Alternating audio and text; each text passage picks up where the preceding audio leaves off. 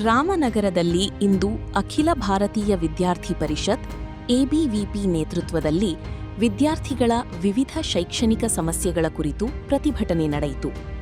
ರಾಮನಗರ ಶಾಖೆಯ ವತಿಯಿಂದ ಜಿಲ್ಲಾಧಿಕಾರಿ ಕಚೇರಿ ಎದುರು ವಿದ್ಯಾರ್ಥಿಗಳು ಪ್ರತಿಭಟನೆ ನಡೆಸಿ ಸರ್ಕಾರ ಮತ್ತು ಸಂಬಂಧಿತ ಅಧಿಕಾರಿಗಳ ಗಮನ ಸೆಳೆದರು.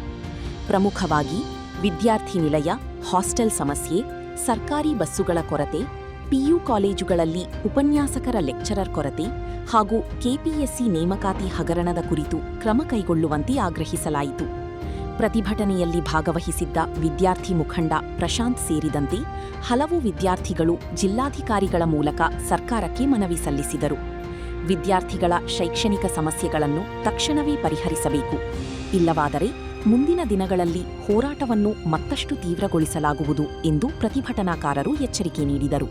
ಅಖಿಲ ಭಾರತೀಯ ವಿದ್ಯಾರ್ಥಿ ಪರಿಷತ್ ರಾಮನಗರ ಶಾಖೆ ವತಿಯಿಂದ ಇವತ್ತು ಹಾಸ್ಟೆಲ್ನ ವಿವಿಧ ಶೈಕ್ಷಣಿಕ ಸಮಸ್ಯೆಗಳನ್ನ ಕುರಿತು ಇದು ಪ್ರತಿಭಟನೆ ಮಾಡ್ತಾ ಇದ್ದೀವಿ. ಇವತ್ತು ಹಾಸ್ಟೆಲ್ ಸಮಸ್ಯೆ ವೈಯಕ್ತಿಕವಾಗಿ ಹೇಳಬೇಕು ಅಂದ್ರೆ ಇವತ್ತು ಹಾಸ್ಟೆಲ್ ಸಮಸ್ಯೆ ಇದೆ, ಬಸ್ಸಿನ ಸಮಸ್ಯೆ ಇದೆ, ಆಮೇಲೆ PU ವಿದ್ಯಾರ್ಥಿಗಳ ಲೆಕ್ಚರರ್ ಸಮಸ್ಯೆ ಇದೆ. ಅದೇ ಅಲ್ಲದೆ ಇವಾಗ KPSC ಹಗರಣ ಕೂಡ ಮಾಡಿದೆ. CM ತವರು ಜಿಲ್ಲೆ ಅಂತ ಹೇಳ್ತಾರೆ. CM ತವರು ಜಿಲ್ಲೆಯಲ್ಲಿ ಕೂಡ ನೋಡಿದ್ರೆ ಇವಾಗ ಈ ವಿದ್ಯಾರ್ಥಿಗಳು ತುಂಬಾ ಸಮಸ್ಯೆಗಳನ್ನ ಕುರಿತಂತಾಗಿ ಕಾಣ್ತಾ ಇದ್ದಾವೆ.